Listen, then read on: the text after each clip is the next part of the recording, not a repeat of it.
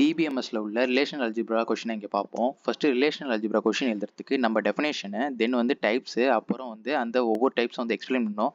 இதுதான் அந்த கொஷினோட answer. First relational அல்ஜிப்ரானா என்ன தெரிஞ்சுப்போம். ப்ரொசீஜர் கொரி லாங்குவேஜ் அப்படின்னு சொல்கிறாங்க. ப்ரொசீஜர் கொரி லாங்குவேஜ்னா எப்படின்னா, இப்போ நம்ம வந்து என்னன்னா கொஷின்ஸை வந்து ஒவ்வொன்றா ரைஸ் பண்ண போகிறோம். அதுதான் ப்ரொசீஜர் கொரி லாங்குவேஜ் அப்படிங்கிறாங்க. இப்போ அல்காரிதம் ப்ரொசீஜர் ரெண்டுமே எப்படின்னா ஸ்டெப் பை ஸ்டெப்பாக நம்ம வந்து என்னன்னா ஒவ்வொரு ஆன்சர் சொல்லுவோம்ல, அதே மாதிரி இப்போ நம்ம என்ன பண்ண போறோம்னா ஸ்டெப் பை ஸ்டெப்பாக என்னன்னா கொஷின்ஸை வந்து ரைஸ் பண்ண போகிறோம். அதுதான் என்ன சொல்லுவாங்கன்னா ஸ்ட்ரக்சர் கொரி லாங்குவேஜ் அப்படின்னு சொல்லுவாங்க. இது எங்கே யூஸ் பண்ணுவாங்கன்னு பார்த்தீங்கன்னா, இப்போ டேட்டா பேஸில் உள்ள டேட்டா வந்து நம்ம ரீட் பண்ணவும், அடுத்தது ப்ரொஜெக்ட் பண்ணி வியூ பண்ணி பார்க்கறதுக்கும் நம்ம இந்த ஸ்ட்ரக்சர் கொரி லாங்குவேஜ் யூஸ் பண்ணி தான் நம்ம பார்ப்போம் அப்படின்னு சொல்கிறாங்க. தென் வந்து அதுக்கு டிஃப்ரெண்ட் ஸ்பேஸ் இருக்குது, அதெல்லாம் என்னென்னு பார்ப்போம். அது மட்டும் இல்லாமல் இந்த ஸ்ட்ரக்சர் கொரி லாங்குவேஜ் வந்து எங்கே வந்து யூஸ் பண்ணணும்னு பார்த்தீங்கன்னா ரிலேஷனல் டேட்டா அதில் வந்து யூஸ் பண்ணுவோம். அப்படின்னா ரிலேஷன் என்ன, ஒரு டேபிள் ஃபார்மேட்டில் உள்ள டேட்டாவில் அதை வந்து நம்ம ஸ்ட்ரக்சர் கொரி லாங்குவேஜ் யூஸ் பண்ணி இன்புட்டையும் அவுட்புட்டையும் நம்ம வியூ பண்ணுவோம், அடுத்தது வந்து இன்சர்ட் பண்ணுவோம் அப்படின்னு சொல்கிறாங்க. தென் வந்து நான் சொன்ன மாதிரி ஸ்ட்ரக்சராக என்னன்னு கேட்டிங்கன்னா ஸ்டெப் பை ஸ்டெப்பாக என்ன ப்ரொசீஜர் அப்படின்னு சொல்லி முடிக்கிறாங்க. தென் வந்து டைப்ஸ்க்கு வந்துடும். டைப்ஸை பொறுத்த வரைக்கும் இதில் எத்தனை டைப்ஸ் இருக்குன்னா 5 டைப்ஸ் இருக்குது. அந்த 5 டைப்ஸில் வந்து தனியாக பிரித்து பார்த்தோன்னா இதில் 3 இருக்குது. அப்புறம் ஜாயின் பாப்புலேஷனை பொறுத்த வரைக்கும் அதில் வந்து 3 இருக்குது. இப்போ செலெக்ஷன் அதில் என்னென்ன பார்ப்போம். Selection, projection, Cartesian product, set operation, join operation, இந்த 5 இருக்குது. இந்த 5 ஒவ்வொன்றும் என்னன்னு கீழே வந்து அப்படியே பார்ப்போம்.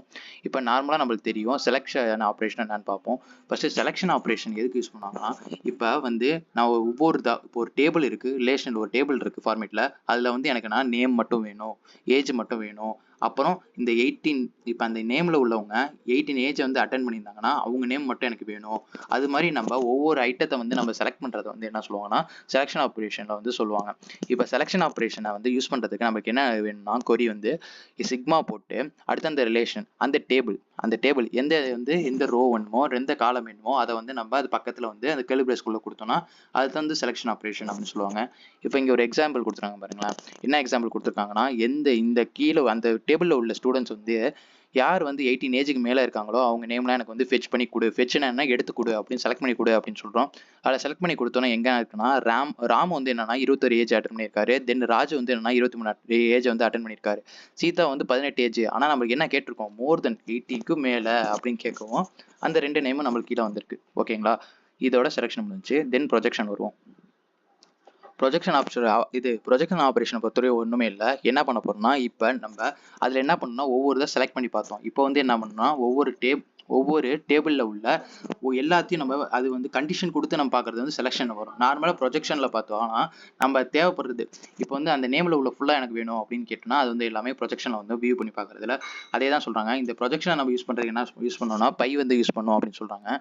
அடுத்து வந்து அதில் வந்து என்னென்னா நம்ம பை யூஸ் பண்ணிட்டு தென் வந்து கீழே பக்கத்தில் வந்து என்னென்னா ரோ கொடுக்கலாம், காலம் கொடுக்கலாம், அந்த நேம்லாம் கொடுத்துக்கலாம். அப்புறம் கேர்லி பிரேஸ்க்குள்ளே என்ன வரும்னா அந்த டேபிளோட நேம் நம்ம கொடுத்துடணும். ஏன்னா இப்போ டேபிள்குள்ளே தான் என்ன இருக்குது, ரோ காலம்ஸ்லாம் இருக்குது. அதனால அந்த டேபிள் நம்மளுக்கு தெரிஞ்சால் தான் அந்த ரோவோட காலத்தை நம்ம வந்து எடுத்துக்க முடியும். அதனால அந்த நேம்லாம் கேட்டுருக்காங்க. தென் வந்து மேலே உள்ள அந்த டேபிளோட எக்ஸாம்பிள் வந்து கீழே வந்து அது கொடுத்துருக்காங்க. என்ன சொல்லியிருக்காங்கன்னா பை நேமோட இந்த ரோவோட எனக்கு வந்து இந்த ஸ்டூடெண்ட்டான டேபிளில் இந்த ரோவில் உள்ளதை எனக்கு ஃபுல்லாக வேணும் அப்படின்னு சொல்லுவோம். ராம்லேருந்து ராஜ் வரையும் வந்திருக்கு இங்கே. ஓகேங்களா, அடுத்து கார்ட்டீசியன் ப்ராடக்ட்னா என்னன்னு பார்ப்போம். ஃபர்ஸ்ட் கார்ட்டீசியன் ப்ராடக்ட் வந்து என்ன, 2 ரிலேஷன் வந்து இருக்குங்கிறாங்க. ஒன்று வந்து என்ன ஆர், இன்னொன்று வந்து எஸ் அப்படிங்கிறாங்க. கார்ட்டீசியன் ப்ராடக்ட் வந்து நம்ம யூஸ் பண்ணுறதுக்கு நம்ம என்ன யூஸ் பண்ணோம்னா இது கிராஸ் சிம்பிள் தான் நம்ம யூஸ் பண்ணுவோம், மல்டிப்ளை சிம்பிள் தான் நம்ம யூஸ் பண்ணுவோம். கிராஸ் ப்ராடக்ட் யூஸ் பண்ண ஃபர்ஸ்ட் கார்ட்டீசியன் ப்ராடக்ட்னா என்னன்னா, இப்போ 2 டேபிளையும் வந்து நம்ம கம்பைன் பண்ணுறது, மிங்கிள் பண்ணுறது, அதை என்ன தான் சொல்லுவாங்கன்னா கார்ட்டீசியன் ப்ராடக்ட் அப்படின்னு சொல்லி கார்ட்டீசியன் ப்ராடக்ட்னு சொல்லுவாங்க. தென் வந்து அப்படியே கீழே வந்து பார்த்தோன்னா செட் ஆப்ரேஷன். இப்போ நம்ம செட்னா என்ன தெரிஞ்சிச்சு, இப்போ செட்டில் வந்து என்னென்ன ஆப்ரேஷன் இருக்குது, அந்த டேபிள் வந்து நம்ம என்னென்னலாம் பண்ணலாம் அப்படின்னு பார்ப்போம். முதல்ல வந்து நம்ம வென் டயக்ராம்லாம் தெரிஞ்சிருக்கும்ல நம்மளுக்கு, வென் டயக்ராமில் யூனியன், இன்டர்செக்ஷன், அதே மாதிரி தான் அந்த டேபிளில் என்ன பண்ணணும்னா யூனியன் ஒரு ஆப்ரேஷன் இருக்குது. யூனியன் ஆப்ரேஷன் பொறுத்தவரையும் ஒன்றுமே இல்லை. என்னன்னா அந்த டேபிள் லெவல் வேல்யூவில் எனக்கு வந்து என்ன வேணும்னா இது வந்து இப்போ வந்து 2 டேபிள் இருக்குன்னு வச்சுக்கோங்க. 2 டேபிளில் இருக்குது. 2 டேபிள் என்னன்னா நேம் இருக்குது. அப்போ என்ன ஆகும்னா இந்த யூனியன் ஆப்ரேஷன் யூஸ் பண்ணுறப்ப 2 நேமும் வந்து மிங்கிள் ஆகி அதில் வந்து நம்ம 1 2 3ன்னு கொடுத்துருக்கோம்னு வச்சுக்கோங்களேன். அடுத்த டேபிள் வந்து 6 5 அப்படின்னு வந்து கொடுத்துருக்கோம். அது ரெண்டுமே வந்து மிங்கிள் ஆகி ஒரே டேபிளாக வந்து ஃபார்மேட் ஆகி கொடுக்கறது வந்து நம்ம யூஸ் பண்ணுறது தான் யூனியன். அதுக்கு வந்து சிம்பிள் என்னன்னா ஏ யூனியன் பி. இப்போ ஏன்னு ஒரு டேபிள், பின்னு ஒரு டேபிள், அதில் யூனியன் ஆப்ரேஷன் போட்டுக்கோங்க, ரெண்டுமே வந்து யூனியன் ஆயிடுது, சேர்ந்தது. அதை தான் வந்து இந்த சின்டெக்ஸில் சொல்லியிருக்காங்க. தென் வந்து இன்டர்செக்ஷனை பொறுத்த வரைக்கும் என்னன்னா 2 டேபிளில் வந்து எது வந்து காமனாக இருக்கோ அதை வந்து நம்மளுக்கு வந்து ப்ரொஜெக்ட் பண்ணி காட்டுறது தான் என்னன்னா இன்டர்செக்ஷனோட ஆப்ரேஷனோட வேலை.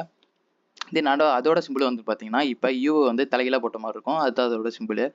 தென் select different operation. Set different operation பொறுத்த வரைக்கும் நம்மளுக்கு ஒன்றுமே இல்லை. என்னன்னா இப்போ ஏன்னு ஒரு டேபிள் இருக்குது, பின்னு ஒரு டேபிள் இருக்குது. ரெண்டோட மைனஸ் அப்படின்னா என்னன்னா ரெண்டுத்துக்கும் டிஃப்ரெண்ட்டாக இப்போ ஏ டேபிளில் பியில் வந்து என்னென்ன டிஃப்ரெண்ட் இருக்கோ அதெல்லாம் வந்து நம்மளுக்கு ப்ரொஜெக்ட் பண்ணி காட்டுறது தான் செட் டிஃப்ரென்ஸோட வேல்யூ, செட்டோட இது ஒர்க்கு.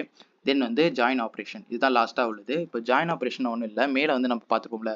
இப்போ என்ன சொல்லியிருக்காங்கன்னா join operation use to combine more information from two or more relational அப்படிங்கிறாங்க. என்ன சொல்கிறாங்கன்னா ஜாயின் ஆப்ரேஷன் யூஸ் பண்ணி நம்ம என்ன டூ ஆர் மோர் வந்து டேபிளில் உள்ள வேல்யூ வந்து என்னன்னா நம்ம கம்பைன் பண்ணிக்கலாம், அப்புறம் தான் ஜாயினும் பண்ணிக்கலாம் அப்படின்னாங்க.